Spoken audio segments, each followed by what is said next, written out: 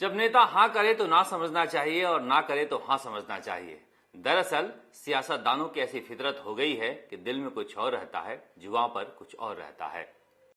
नगर निगम चुनावों से पहले कांग्रेस के नेताओं का यह बयान आया कि हमारे घर वाले इस बार चुनाव नहीं लड़ेंगे, चुनाव में परिवारवाद नहीं चलेगा। भला पार्षद का चुनाव इन नेताओं के घर वाले कब से लड़ने लगे? दरअसल यह चुनाव तो नेताओं के लिए कार्यकर्ता तैयार करने का एक मौका होता है, जिसमें वो अपने चहेतों को टिकट देते हैं ताकि उनके लिए वो झंडा उठाकर घूम सके। लेकिन इस चुनाव में भी जो नेता हैं अपने घर के अंदर प्रतिभा खोज अभियान में लगे रहे और घर के हीरे को तराशने में लगे रहे। बात जयपुर की करें तो जयपुर में महेश जोशी की खूब चली है और महेश जोशी के घर में उनके बेटे रोहित जोशी की चली है। कहा जा रहा है कि रोहित जोशी ने इस बार पार्षदों के टिकट बंटवारे में महत्वपूर्ण भूमिका निभाई है। उनके इर्द गिर्द भारी भीड़ रहती थी। टिकट बंटवारे के बाद महेश जोशी, जो सरकारी मुख्य सचेतक हैं, वो संवाददाता सम्मेलन करने बैठे थे और संवाददाता सम्मेलन के बाद उन्होंने अपने पुत्र के लिए जमकर कसीदे गढ़े।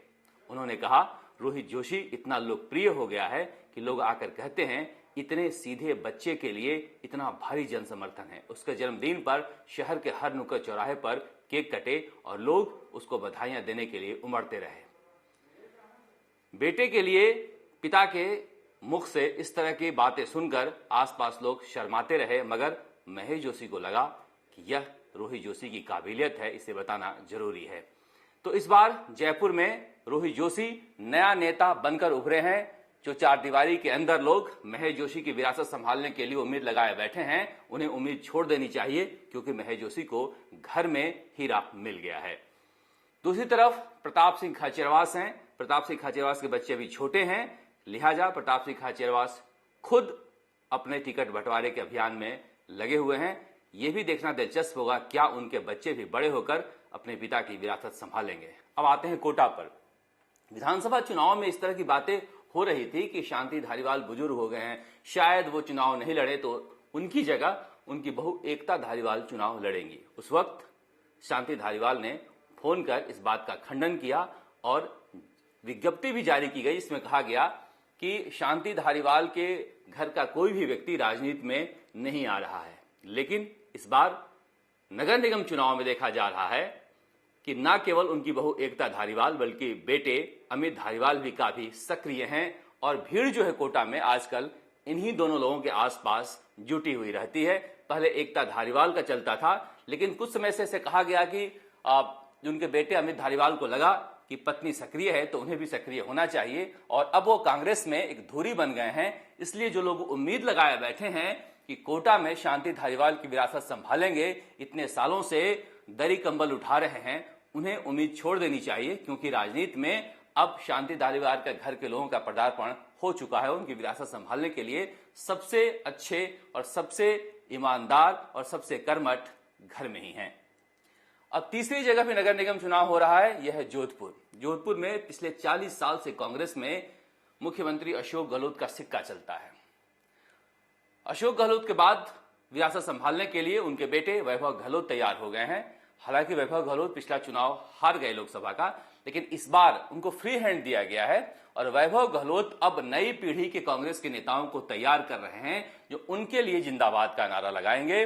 वैभव गहलोत की महत्वपूर्ण भूमिका रही, न केवल यहां पर एआईसीसी की जो कमेटी की मीटिंग थी उसमें आए अपने लोगों को टिकट दिलवाने के लिए, बल्कि वहां पर व्यूह रचना भी तैयार कर रहे हैं कि कैसे जीत कांग्रेस को दिलाई जाए। अगर वैभव गहलोत जोधपुर में नगर निगम चुनाव में कांग्रेस को जीत दिलाने में सफल हो जाते हैं तो अपना सिक्का मनवा लेंगे।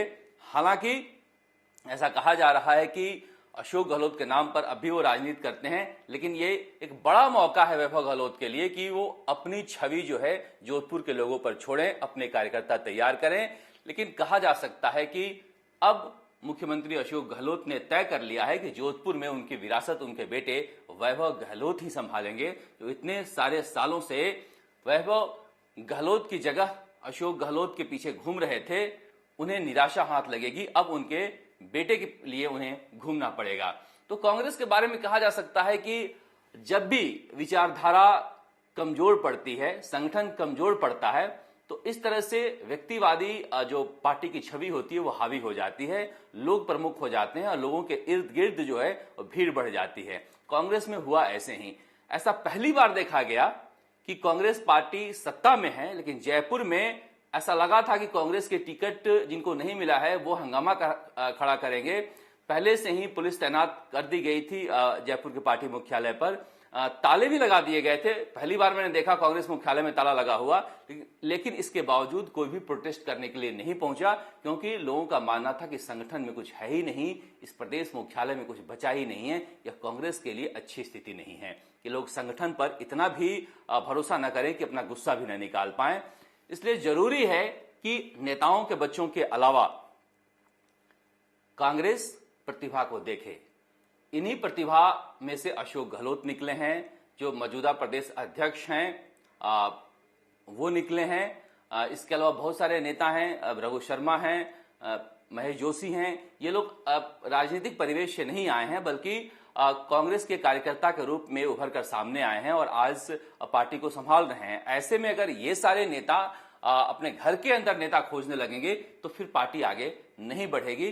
कांग्रेस पर इस तरह का इल्जाम लग रहा है। हालांकि बीजेपी भी दूध की धूली नहीं है, वहां एक अलग कहानी है। वहां जो है कार्यकर्ता 5 साल तक सड़कों पर संघर्ष करता है और आखिर में आ जाता है कि ये साइलेंट वर्कर है। साइलेंट वर्कर कहां से आ गया? तो आरएसएस की पृष्ठभूमि से आ गया। संघ का व्यक्ति है और संघ के लोगों को एडजस्ट करना जरूरी है। इसलिए जो लोग सड़क पर लाठियां खाते हैं, संघर्ष करते हैं, उन्हें छोड़कर जो साइलेंट वर्कर के नाम पर संघ के लोगों को एडजस्ट कर दिया जाता है। इससे भी जो मौजूदा विधायक हैं या फिर जो लोग बीजेपी के लिए काम कर रहे हैं उनमें भारी नाराजगी है और ऐसे में बड़ी संख्या में बीजेपी में भी बागी खड़े हुए हैं। वो खड़े इसलिए हुए हैं कि संगठन के नाम पर और साइलेंट वर्कर के नाम पर जो सक्रिय कार्यकर्ता रहे हैं उन्हें तरजीह न देकर इन लोगों को तरजीह दी गई है। इसे लेकर बीजेपी में भी भारी रोष है। तो दोनों ही पार्टियों में अपने अपने दोष गुण हैं,